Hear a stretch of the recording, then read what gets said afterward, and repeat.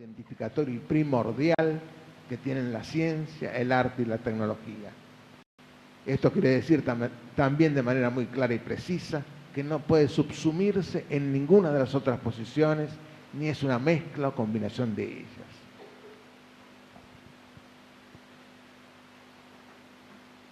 Con la misma convicción, señalamos que las distintas posiciones no establecen sectores inconexos, sino por el contrario, fronteras porosas, donde influencias, capacitaciones, procedimientos y aportes circulan entre ellas. Sin embargo, toda práctica concreta reconoce una posición primaria y esencial de anclaje, aunque siempre y afortunadamente deviene en una práctica mestiza. Con el mismo ánimo de precisión decimos que cada una de las posiciones implica un modo específico y primordial de mirar y operar la realidad. En consecuencia, no se pueden organizar ni evaluar las realizaciones elaboradas en las distintas posiciones con los mismos principios o parámetros. Peor aún, aunque a veces parece obligado salvataje, es el intento de homologarse, de inventar aproximaciones o analogías que terminan desvirtuando la autenticidad de nuestra posición. Intentemos de manera muy sintética definir los rasgos básicos de cada una de las cuatro posiciones. Ahí está. La ciencia se establece como voluntad de conocimiento racional. Esto es ciencia, voluntad de conocimiento racional. El arte como relación sensible y expresiva del ser humano con la realidad. La tecnología como procedimientos para modificar el medio natural.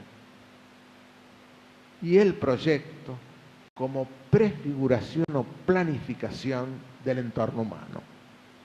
A esto nos dedicamos, esta es nuestra identidad, la prefiguración o planificación del entorno humano. Conscientes de la extrema simplificación que suponen estas caracterizaciones, entendemos que se puede deducir de ellas por qué se restringe o se niega la condición primordial del proyecto. ¿Cuál es la causa por la que resulta incómodo aceptar el proyecto como cuarta posición? Es decir, reconocerlo como un modo específico de incidencia en el mundo. El desarrollo de la razón occidental, con su intención de hegemonía absoluta, con su fachada de libre desenvolvimiento de las fuerzas sociales y económicas, no puede admitir un lugar autónomo de prefiguración, concretamente de proyectación del mundo. Es el propio imperio de la razón absoluta, que el imperio detenta y ejercita, la que por su propio peso genera y organiza un futuro que en esa perversa lógica no puede tener otro horizonte que el fortalecimiento de su predominio, el fortalecimiento del imperio. Proyectos particulares, restringidos y acotados para acomodar y desarrollar sus predominios ideológicos y sus desarrollos comerciales serán permitidos y hasta ensalzados. Pero una visión proyectual capaz de poner en tela de juicio el modelo vigente no resulta aceptable, menos aún una visión proyectual que en tanto visión específica pueda proponer un pensamiento y una práctica social diferente. Es obvio que esa posición no es alentada. Para servir al modelo de la razón hegemónica del occidente central, sin embargo, la práctica proyectual no es aniquilada, sino limitada y en lo posible domesticada. Si quieren, yo diría que este foro debiera proponer una facultad del proyecto, una facultad salvaje del proyecto, no domesticada. Como siempre, en todo intento de limitación y sumisión participan, por conveniencia o engaño, algunos de los propios perjudicados o postergados por el modelo. Lo grave no es el perjuicio que sufren los proyectistas, sino las restricciones que surgen de sociedades sin proyecto. Permítanme ahora una digresión que tomará la forma de fábula, entendiendo por fábula una ficción que no reniega de la misión de decir la verdad.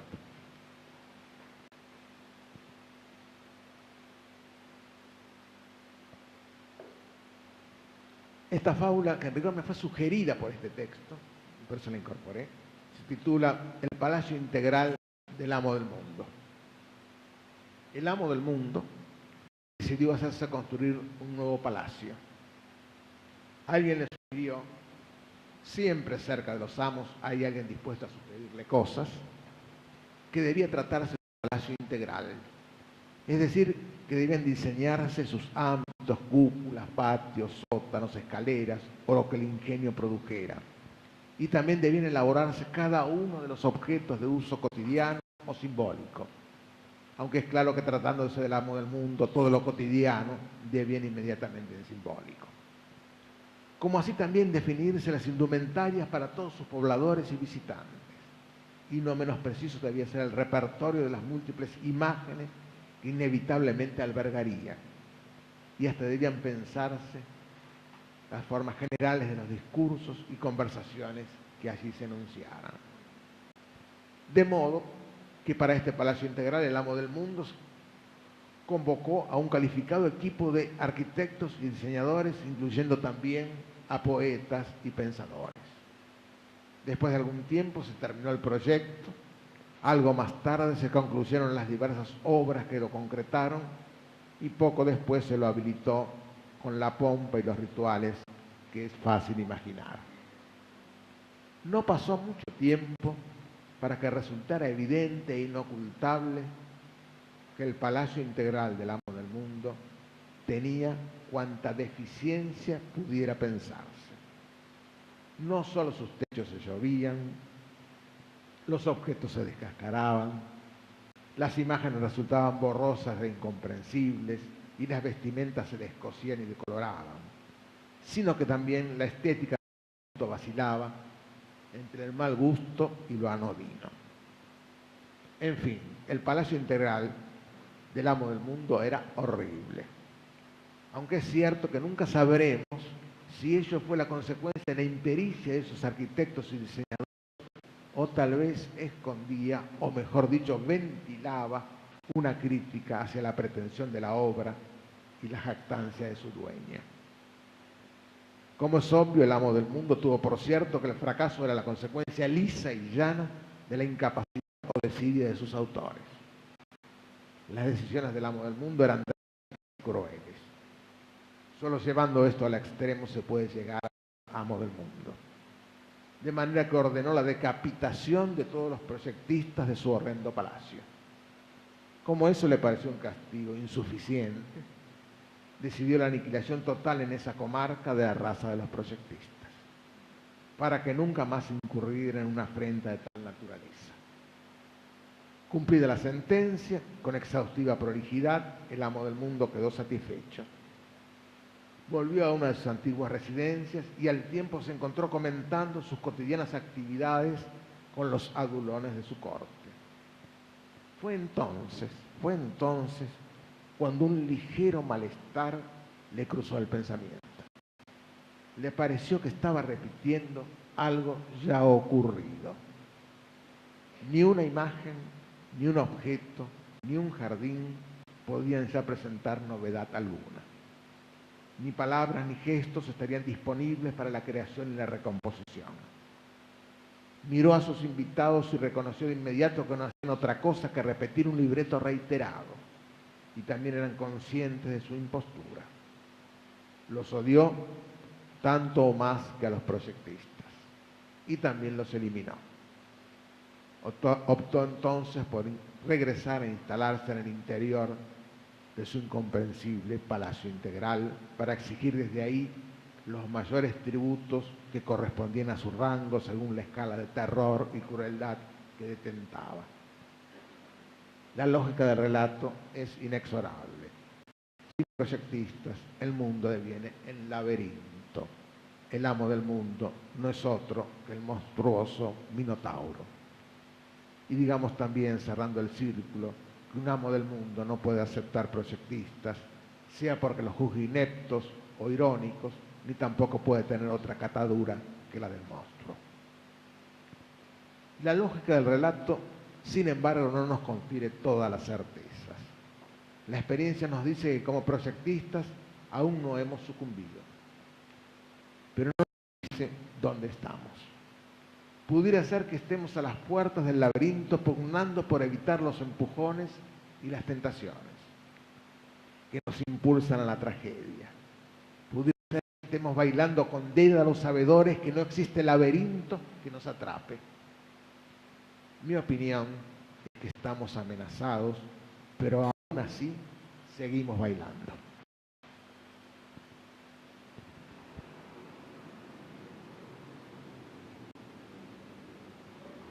Bien, es con la intención de poner la discusión en el lugar de prioridad de sentido con la que hay que emprenderla, es decir, con la intención de plantear los fundamentos que justifiquen y orientan nuestra pertenencia a la FADU, que proponemos estos lineamientos.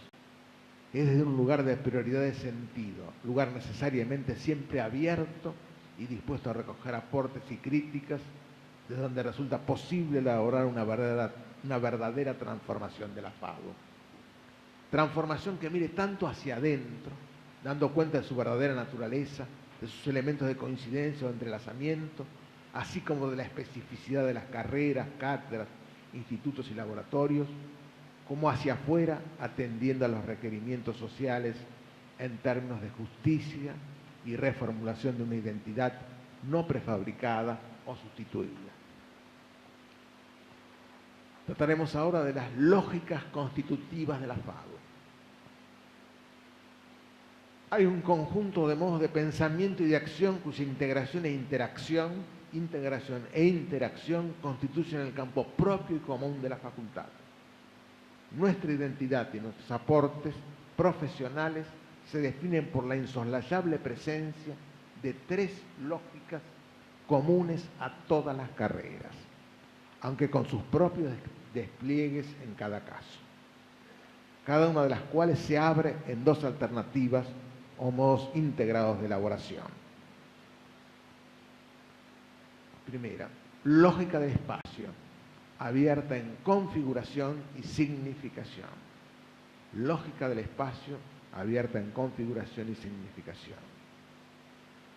Un arquitecto, diseñador o urbanista que no asumiera y manejara las problemáticas del espacio, reconociendo y capacitándose en su lógica específica, lógica que atiende tanto a su plano más general o abstracto como a su dimensión más contextualizada y sensible, carecería de una de las calificaciones más precisas que lo instituyen como arquitecto, diseñador o urbanista.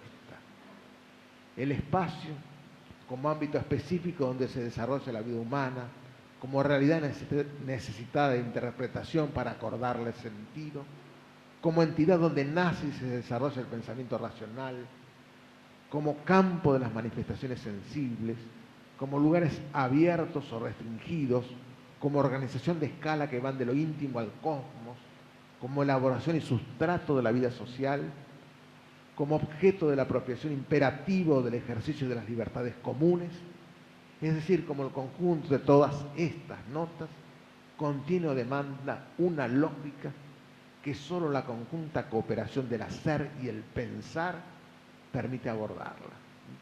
La lógica del espacio no es una lógica abstracta, puramente del pensar, ni es una lógica de la manualidad. Es el trabajo conjunto e integrado de la mano y de la mente. Este tema y estas operaciones nos instituyen de tal manera que no debería haber asignatura o investigación que no recogiera y elaborara la lógica espacial. Enseguida, y esto no implica ningún orden de prevalencia, en las tres lógicas tienen el mismo nivel de importancia. Lógica de la producción, que a su vez se abre en tecnología y socioeconomía. Un arquitecto, diseñador urbanista que no asumiera y desarrollara su capacidad de producción, que no entendiera como propio de nuestros campos la voluntad de incidir concretamente en la transformación del hábitat humano, se convertiría en una suerte de comentarista contemplativo.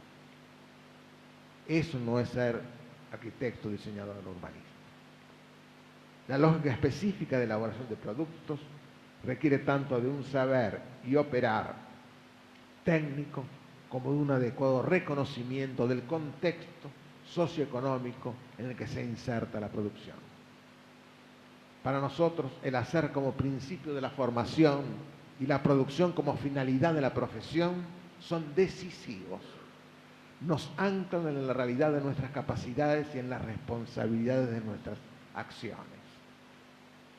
No se trata de un agregado práctico a un orden de saber que pudiera desenvolverse por carriles propios y abstractos.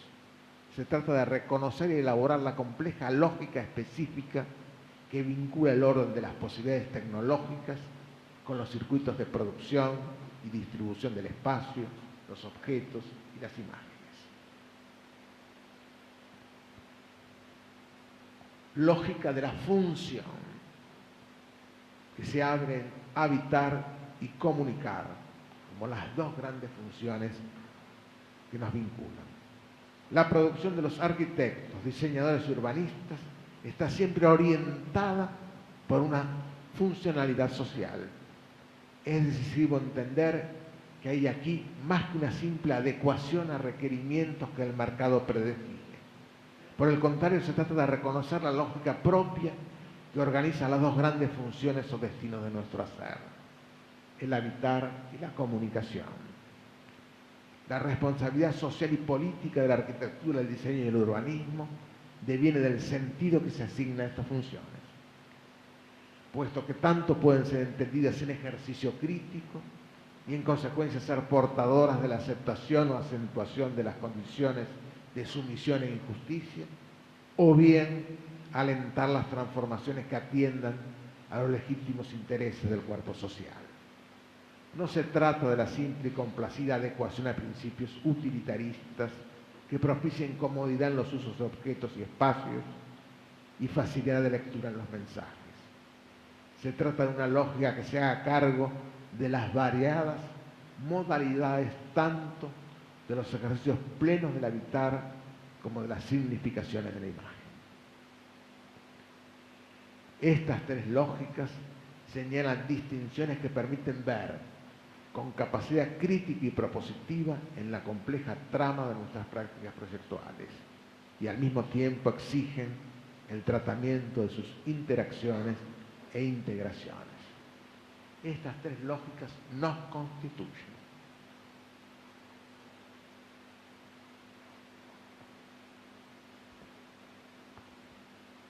Ahora vamos a tratar, yo diría que esta charla está destinada a mostrar dos grandes prácticas, las prácticas del proyecto y la práctica de la enseñanza-aprendizaje del proyecto.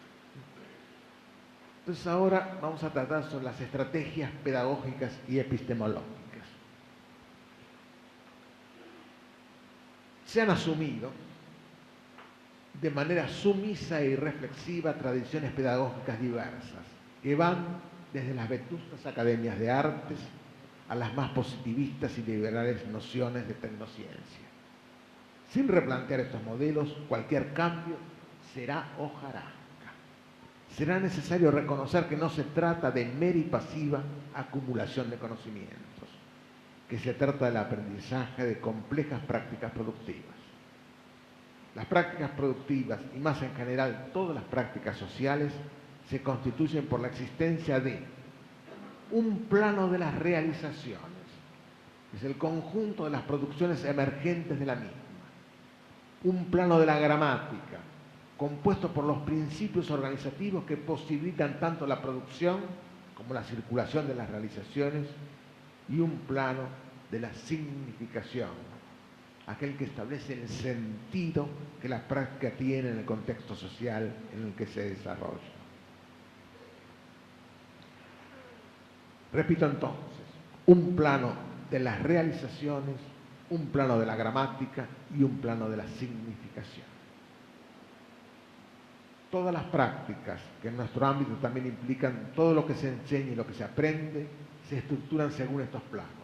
Y esto vale para todas las materias y todas las instancias, sea un sistema de dibujo, una técnica de fabricación o un proceso de diseño. A su vez, los planos se organizan en niveles. Haremos un desarrollo sintético de estas instancias, pero suficientemente preciso para ver cómo pueden orientarse las estrategias pedagógicas y epistemológicas en nuestra facultad y también para verificar las desviaciones y vacíos preponderantes en nuestro sistema educativo. Plano de las realizaciones, del conjunto de las producciones que genera una práctica. Está constituida de la siguiente manera: el nivel productivo y el nivel operativo. Las realizaciones se manifiestan y concretan a través de productos o efectos y de operaciones o acciones. Se definen así dos niveles, uno constituido por las acciones y otro constituido por los resultados de tales acciones. Enseñar contiene entre sus dimensiones ineludibles la indicación de la concreta existencia de las realizaciones y la capacitación para la ejecución de las operaciones que las posibilitan. En este nivel, todas las operaciones están destinadas o funcionalizadas hacia la producción. Se califican según su eficacia para concretar los productos, sea un modo de operar un programa informático, el trazado de un conjunto de rectas, la elección de la altura de la línea de horizonte, el encuadre de una fotografía, la disposición de una estructura portante o la determinación de una moldería. Las distintas producciones, sean ellas sólidas o etéreas, estables o mutantes, permanentes o efímeras, exigen siempre el cumplimiento de las operaciones que las concretan. En muchos casos contienen la marca de las operaciones que las efectivizaron y en todos los casos están predeterminados en su amplitud y carácter por dichas operaciones. Plano de la gramática, de los principios organizativos que rigen las realizaciones. Está constituido de la siguiente manera: un nivel normativo y un nivel justificativo. Cualquier práctica social, y obviamente toda práctica productiva, está regida por normas, más allá de que quien la ejercite suponga que opera de manera natural o simplemente adecuada al mero ser así de las cosas. Es necesario que el proceso de aprendizaje explicite las normativas vigentes por dos motivos fundamentales. Sin aplicación de las normas no hay eficacia operativa. Ser operario de cualquier práctica exige la capacidad de ejercer con capacidad técnica las normas que la rigen. La otra razón fundamental es que sin conocimiento de las normas vigentes no hay crítica de las mismas y menos aún transgresión consciente y responsable de las normativas. Algunas normas se presentan de manera clara como tales, sean reglamentos o leyes del derecho positivo, son entonces prescripciones obligadas. Otras funcionan casi subliminalmente, como formas normales de las prácticas, como si fueran simples y necesarias regulaciones de las mismas. El escamoteo de la condición reglada, la pretensión de naturalizar las operaciones productivas, solo acarrea la sumisión y la reproducción mecánica de las condiciones preexistentes. El nivel justificativo de las prácticas sociales es aquel que da cuenta del porqué de las normas, donde las normas se muestran y despliegan como derivaciones de ciertos principios, como consecuencia de ciertas razones o causas que las sustentan o las ocasionan. La justificación nunca está ausente. Su incidencia en las prácticas productivas es indeclinable. Así como no hay prácticas sociales que no estén normadas, no hay normas que no estén justificadas. Las justificaciones son mutables, variables, pero densas. Nunca presentan vacíos. Nunca se carece de justificación. Las normas jamás pueden ostentarse como arbitrarias, desnudarse como mera imposición. Se trata entonces de la necesidad de explicitar la justificación y hacerla pasible de crítica, de desnudar su origen y su objetivo, verificar cuáles son las los casos en que solo apela el argumento más persuasivo para sostener cada caso arreglado, es decir, cuando su función es pura convalidación del orden vigente. Tengan en cuenta que todo lo que ha hecho la sociedad, hasta sus crímenes más aberrantes, sus discriminaciones más absurdas, siempre ha tenido justificadores. Hay bibliotecas enteras justificando la esclavitud, bibliotecas enteras justificando el racismo. Siempre ha habido justificaciones. Estas justificaciones deben ponerse en claro para poder ser criticadas. Por supuesto que hay justificaciones legítimas, positivas, desde principios que hacen valederas nuestras prácticas. También será necesario reconocer y desarrollar las justificaciones que contienen una lógica y continuidad interna, que exponen los principios que sostienen a las normas. Entonces su función es consciente fundamentación de la práctica. Plano de la significación. Del sentido en el contexto social. Está constituido de la siguiente manera: nivel evocativo, nivel determinante. El nivel significativo de las prácticas sociales contiene el orden o campo del sentido. La significación es entendida como un campo estructural de las prácticas sociales porque el orden del sentido es irreductible a la normatividad y la justificación. Se trata del lugar específico que posibilita la crítica social de las prácticas. Estamos hablando de un significado que las prácticas producen a través del ejercicio de sus normativas y del reconocimiento de los marcos que las justifican, pero también de un significado que en tanto crítica propicia la reformulación y renovación de la norma y la justificación. Pensar en el significado de una práctica social requiere ponerla en relación con las demás prácticas vigentes en el cuerpo social, porque precisamente significa a partir de sus diferencias y equivalencia con las otras prácticas, porque remite, alude a otras alternativas. En este orden de cosas podemos decir que una dimensión del campo de la significación consiste en el juego de circulaciones y remisiones, en la evocación de otras entidades y comportamientos. El significado primordial de las prácticas sociales, el significado primordial es la demarcación y calificación de lo real. El significado primero es la determinación de la propia práctica, la demarcación de sus consecuencias, la definición de sus posibilidades, la apertura de sus potencialidades. Será tan decisivo reconocer y distinguir los niveles como verificar y especificar sus interrelaciones, puesto que no hay práctica sin producciones, ni hay producción sin operaciones. No hay práctica sin normatividad, ni hay norma sin justificación. No hay operatividad productiva ni normatividad justificada sin efecto de significación. Bien, sin reconocimiento de las realizaciones y sus operaciones en el contexto productivo no hay lugar para una creatividad consciente y responsable.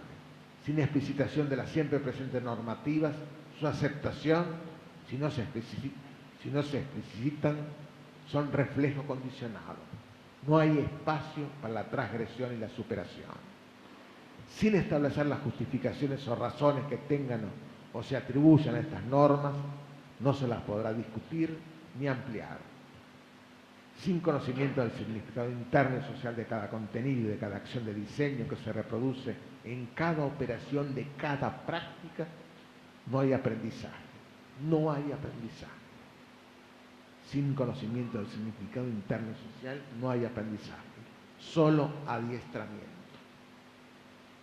Es claro que el modelo vigente de enseñanza enmascara el orden normado de nuestras prácticas productivas. Desarrolla las justificaciones con acento básico en la convalidación de lo existente y, más gravemente aún, niega la propia existencia de un orden significativo como determinación y sentido de lo real.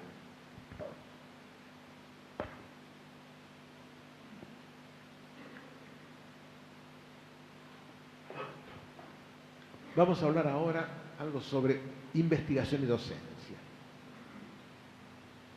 Amoríos, desavenencias, sortilegios, emboscadas. Intentaremos aquí desentrañar o por lo menos poner bajo una luz que permita mirar sin enceguecernos la relación entre investigación y docencia. El propio título deja advertir entre amoríos y emboscadas que esa relación es compleja y no necesariamente fácil. Sin embargo, veremos que hay motivos para fantasear la cómoda, natural y fácil relación entre docencia e investigación. Las caras de una misma moneda. Docencia e investigación son dos tareas básicas y constitutivas de las instituciones superiores de educación. Docencia e investigación son las tareas que se espera y se exige de sus profesores. La obligación que tienen los investigadores universitarios de realizar también tareas docentes no son una prescripción estatutaria, refleja una acertada interpretación de la complementación entre producción de conocimientos y transmisión de los mismos. En definitiva, parece, y presuntamente con razón, que la docencia y la investigación operan como si fueran las dos caras de una misma moneda. La analogía es interesante porque revela parte de la complejidad de la relación. Las dos caras son inescindibles, pero al mismo tiempo las dos caras de una moneda no pueden tocarse. Si sostenemos esta analogía, resultaría que docencia e investigación inevitablemente se dan la espalda, como las caras de una moneda. De esto surgen dos lecturas divergentes, esquemáticamente simplificadoras y acentuadamente distorsionadas. La lectura que identifica o asocia sin dificultad o fisura alguna la docencia y la investigación, y la lectura que las aleja, las contrapone y presume un hiato o salto sin puentes estructurales que las vinculen, aceptando a lo sumo ciertos nexos utilitarios en términos de actualización de contenidos y de difusión de las indagaciones. La flexibilidad del papel. Para superar el atolladero donde nos llevó la analogía de la moneda, seamos más flexibles. Quiero decir literalmente más flexibles. Desechemos la rigidez de la moneda y pensemos la docencia y la investigación como las dos caras de una hoja de papel, con los que además de conservar su carácter inescindible, ahora las dos caras se pueden contactar, pues basta para producir el contacto con enrollar el papel. Pero analicemos bien la nueva situación para no caer en la tentación de la facilidad.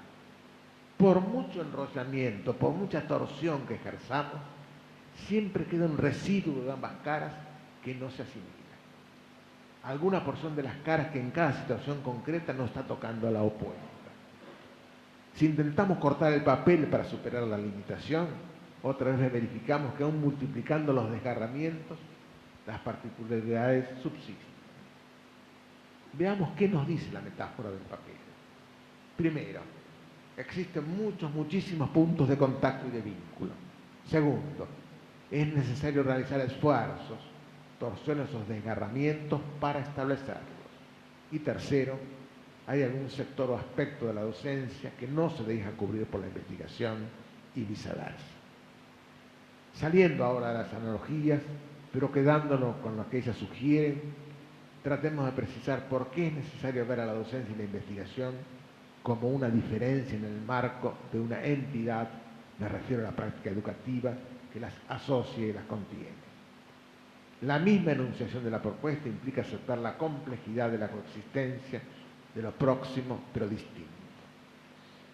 En este sentido, nuestra experiencia en la práctica proyectual resulta un ventajoso punto de apoyo para abordar estas problemáticas ubicadas en los planos de la epistemología y la didáctica. Para el proyectista, su desafío sustancial tiene siempre una doble faz. Por un lado, conferir unidad a lo diverso y por otro lado, diferenciar en una totalidad sus elementos constitutivos. Esta visión hará más verdadero y más fecundo el vínculo entre docencia e investigación, vínculo tan necesario como complejo. Saberes e ignorancias, saberes e ignorancias. Si nos preguntamos cuál es o dónde reside la oposición o diferencia estructural entre docencia e investigación, la respuesta puede tomar una forma contundente y formularse así. No se puede enseñar lo que no se sabe y no se puede investigar lo que ya se sabe. Para decirlo de manera más precisa, la condición básica de la enseñanza es que el docente tenga un saber. Y la condición básica de la investigación es que el investigador tenga una ignorancia. Siguiendo por este camino, vemos que la función del docente consiste en posibilitar que el alumno haga suyo un saber, o más en general una capacidad que antes solo poseía el docente. El resultado de su acción es una incidencia en el alumno. La función del investigador es alcanzar un saber, o más en general producir algo que antes no estaba disponible. El resultado de su acción es una incidencia en el mundo, sea en términos de texto, dibujo, artefacto, etc. La acechanza de las perversiones. Mi larga y extensa experiencia me ha dejado un razonable convencimiento sobre algunas cosas. Esa experiencia me dice que la docencia y la investigación, como le ocurre a todas las actividades nobles e importantes, están siempre acechadas por la degradación, por la perversión. Lo que no me dice la experiencia, mi experiencia, es cuán libre estoy de tales desviaciones. Sin embargo, me atrevo a denunciar las que surgen en estas reflexiones. Veamos. La docencia tiene como supuesto o condición básica poseer un saber. Entonces, la pregunta clave que debe formularse permanentemente quien enseña es ¿cómo aprendí? ¿Cómo aprendí? Es decir, que hay que desalojar del primer plano la cuestión de lo que conozco para anteponerle la cuestión acerca de cómo alcancé ese saber. Porque se trata de inducir un aprendizaje. Por lo tanto, no se trata de transferir un conocimiento cosificándolo. En rigor no se trata de transferir nada, sino de generar un proceso, camino de acceso. Lo peligroso de la cuestión, su carácter de acechanza, reside en que la noción de enseñanza como técnica de trasplante tiene vigencia y hasta tiene la aparente ventaja de la medición de sus resultados. Solo que así no se aprende. La absorción pasiva de contenidos es una triste parodia del aprendizaje por relevantes y sofisticados que sean esos contenidos. El aprendizaje exige una elaboración que debe ser guiada y apoyada por el docente, pero que inevitablemente cada estudiante debe realizar por sí mismo. Si cada docente puede reconstruir su propio aprendizaje, rememoración o más precisamente reelaboración metodológica que conlleva altas exigencias, entonces podrá disponer como camino. La pregunta callada y los juegos retóricos. Sin embargo, la pregunta acerca de cómo aprendí suele ser la pregunta callada, la posibilidad negada. Nunca los alumnos le preguntan a los docentes, ¿y usted cómo aprendió esto? Los docentes generalmente no sabríamos contestar, porque no nos hemos formado la pregunta. Hacer pública la pregunta implica reconocer y hacer hincapié en un momento anterior de desconocimiento, mostrar nuestra condición construida y precaria de docentes, desactivar la idea de una esencialidad de nuestra posición. Implica aceptar que el conocimiento no nos es inherente, mostrar nuestros propios esfuerzos por alcanzarlo, nuestras dudas, perplejidades y también mostrar los momentos de alumbramiento, la gozosa excitación de comprender y de poder hacer. Pero la docencia puede preferir negar la pregunta y elegir una estrategia perversa. Puede ubicarse en una posición que no reconoce grieta o vacilación alguna, en una posición de inmanencia y atemporalidad del conocimiento. Por lo tanto, en esa estrategia negadora no cabe hacer mención a un pasado de desconocimiento de propio aprendizaje. ¿Cómo se reconoce esa posición perversa? Obviamente, como toda perversión, nunca está enunciada, siempre antepone velos y justificaciones. Sin embargo, puede detectarse. Su manifestación más concreta consiste en la producción de un discurso que excluye todas las tonalidades. Todos podemos recordar los libros de geografía o de matemáticas del colegio secundario. Libros sin un signo de admiración, sin marcación de entusiasmo ni de insuficiencia alguna.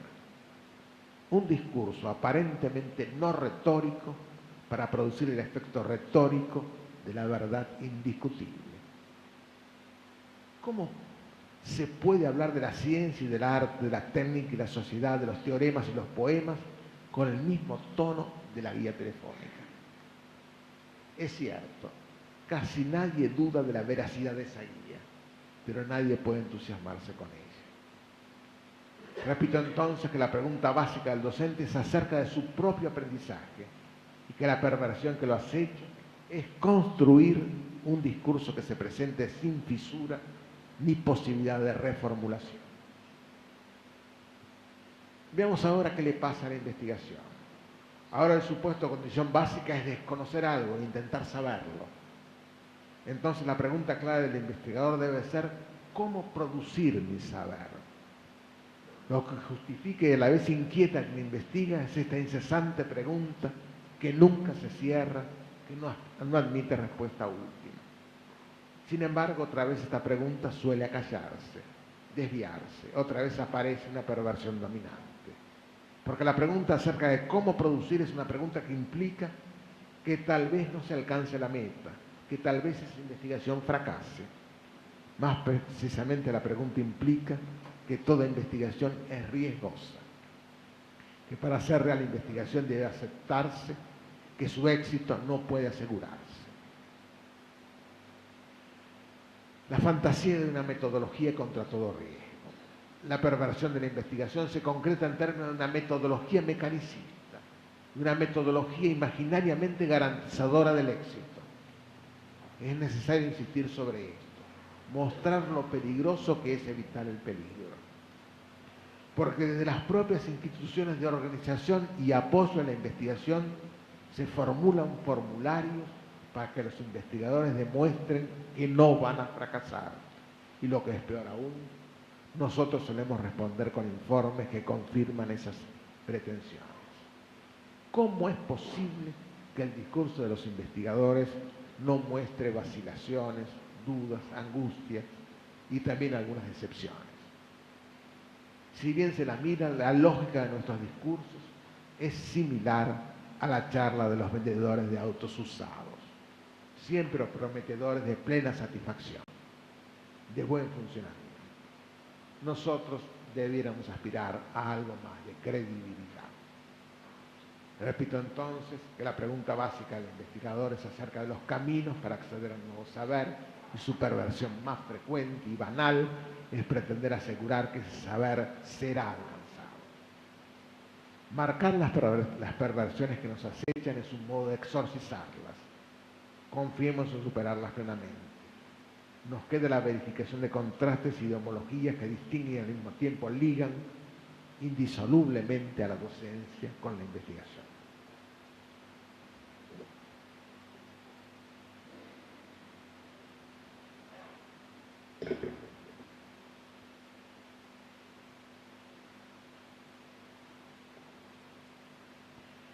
Voy a presentar ahora dos metáforas del saber, traslado o ascenso.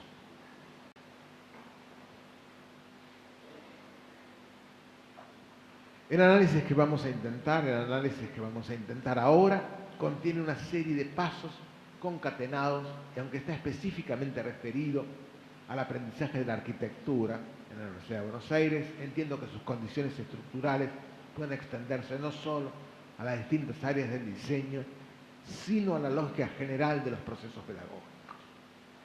Paso 1. Constatación alarmada.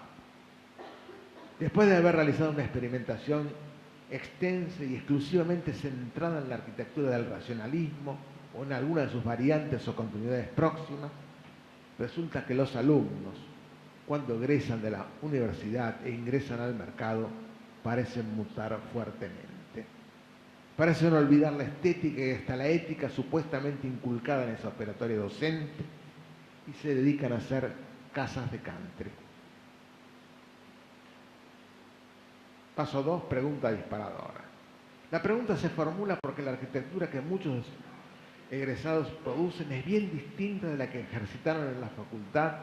Es una arquitectura que durante sus años de estudiantes resultaba totalmente descalificada. Este juicio tiene mucho de certero, puesto que esa producción no contiene atributos espaciales, concepciones tecnológicas, raíces contextuales ni planteos figurativos que puedan considerarse valiosos o al menos portadores de propuestas. Pero debe tomarse en serio la pregunta: ¿cómo aprenden eso que, aunque carente de altos propósitos, sin embargo requiere de algunas capacidades o actitudes? Paso 3, primera respuesta. La respuesta dice que aprenden a hacer casas de country mediante el procedimiento de la copia. La respuesta empíricamente verdadera es sobre todo importante por lo que desata. Dada la importante cantidad de documentación, revistas especializadas, suplementos en diarios y secciones de revistas masivas, entre otros, que circula con ejemplos de casa de country, la copia, que no excluye la necesidad de algunas adaptaciones al caso particular, resulta posible. Sin embargo, esto no estaría asegurado, porque se requiere cierta capacitación y cierta actitud o disposición para realizar este proceso con alguna eficacia. La explicación es que los estudiantes aprendieron básicamente a copiar. Es decir, que asumieron esos procedimientos y esa actitud de docilidad que la hacen posible y desgraciadamente eficaz. Esto implica que la arquitectura fundada en el movimiento moderno, con sus diversos desarrollos y revisiones, aunque presente a lo largo de los años, es solo una especie de materia prima intercambiable. Podemos imaginar a calígrafos copistas medievales que trabajaban especialmente con textos teológicos y a quienes las circunstancias los llevaron a copiar libros científicos o poéticos. Aunque sus maestros o mentores supusieran que los calígrafos esencialmente aprendían teología, el caso es que esencialmente aprendían a copiar. Paso 4 y pregunta clave: ¿qué es saber? Podemos preguntarnos sobre las alternativas que se pueden suponer adecuadas para saber acerca de algo. ¿Qué es saber teología o qué es saber arquitectura, para el caso? Algunos podrían creer que la prolongada copia de textos religiosos y hasta su clasificación e incluso su memorización es un buen método para saber teología. Es más, puede pensarse que esa versación es saber teología. También puede pensarse que saber arquitectura es conocer la arquitectura ya producida, sea esta antiquísima o reciente, y sobre esta base producir algunas adecuaciones que las circunstancias pudieran requerir. Si al mismo tiempo que se acepta esta idea de saber, se plantea la necesidad de producción, entonces resulta que la teología o la arquitectura se obtienen por traslado. Con esto quiero decir que los nuevos productos serán muy parecidos a los preexistentes, porque son simples adecuaciones de aquellos que se escogen de una batea o recipiente y se transfieren en un movimiento horizontal, es decir, sin crecimiento, hasta el lugar de esa producción que es así, mera reproducción.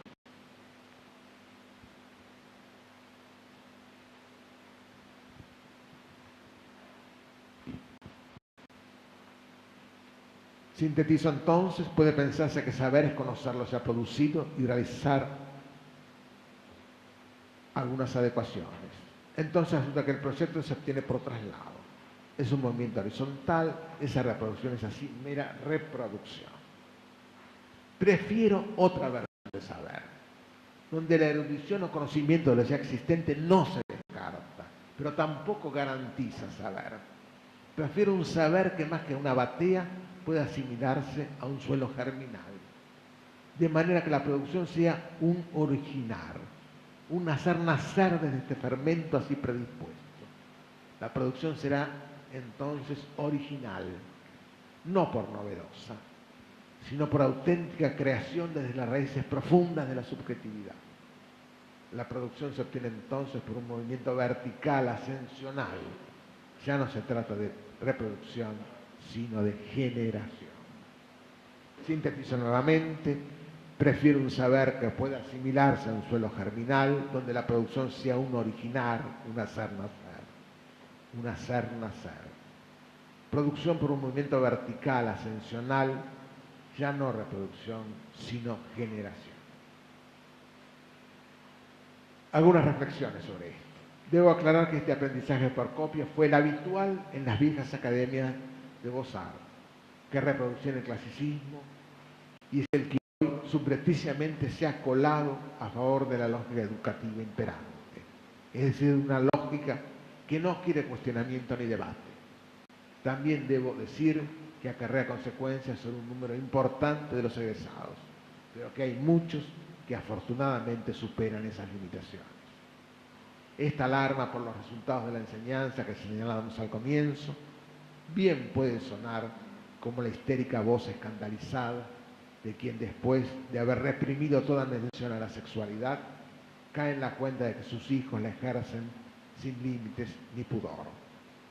Una auténtica sexualidad y un auténtico saber no son represiones ni acopios, son caminos que pueden originarse, siendo así siempre nuevos, en el movimiento ascensional que los constituye. Si esa meta es clara, el camino puede ser duro, pero no desviaremos el rumbo. Bien, conclusiones. Conclusiones no finales. Antes de cerrar con las conclusiones no finales, pero sí orgánicas y propositivas, voy a incursionar en otra digresión, más breve. Ahora no con el formato de la fábula, sino con un breve texto de carácter personal que he escrito acerca de mi modo de sentir y entender el campo general del proyecto. Debe haber un momento más o menos preciso en la historia y en nuestra vida en el que no nos contentamos con ordenar nuestras sensaciones y establecer así una coherencia o presunto sentido, denominando a eso mundo o realidad. En ese momento imaginamos otras cosas y otras acciones. Esa ampliación puede tener distintos motivos. Puede ser que intentemos incorporar o construir lo todavía inexistente, conjurar o impedir que algo ingrese o aparezca, comparar lo imaginado con lo presente o simplemente deleitarnos o aterrarnos por esa diversidad abierta y tal vez infinita. Hay otro momento en el que no solo imaginamos otras cosas o acciones, sino que dejamos constancia de ellas, ya sea mediante dibujos, palabras escritas o monumentos de piedra o arcilla. A veces sospecho que soy una pieza de esa maquinaria y entonces escucho el eco de ese incesante traqueteo de registrar y compartir los intentos de ampliación del mundo. Pues bien, vayamos ahora a las conclusiones. Intento aquí simplemente rescatar o recuperar las ideas básicas que pongo a consideración de estudiantes y docentes. Son las siguientes. La posición del proyecto como posición específica y primordial, no aislada de las posiciones del arte, la ciencia y la tecnología, pero no subsumible en ellas. Las lógicas del espacio, de la producción y de la función como propias y comunes de la arquitectura, el diseño y el urbanismo. Los planos y niveles de las prácticas productivas como modelos pedagógicos y epistemológicos. Las acechanzas de las perversiones en la docencia y la investigación. Y la necesidad de un saber primordial como aprendizaje de una autenticidad personal y social que exige movimientos ascensionales y no reproducción del mundo dado. Por último, para cerrar, quiero señalar que pienso en nuestra facultad como una forma, es decir, como una totalidad identificable, como una totalidad compleja y abierta, constituida por secciones o unidades coherentemente relacionadas y fuertemente entrelazadas. La pienso como una forma portadora de sentido, por su organización interna y especialmente porque adquiere su significado a través de su relación con el contexto social.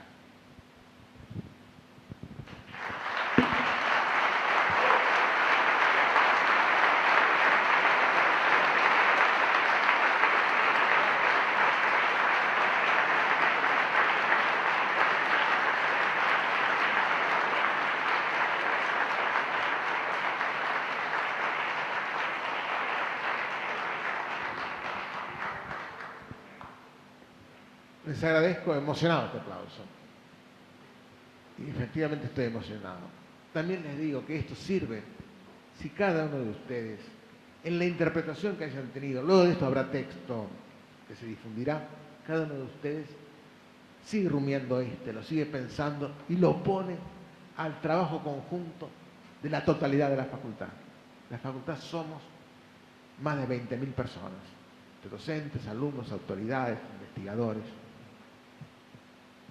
El foro y la reformulación de la facultad la tenemos que hacer entre todos. Espero que estas ideas sirvan para eso. Pero si no sirven las ideas, que por lo menos sirva la discusión de estas ideas para eso. Gracias.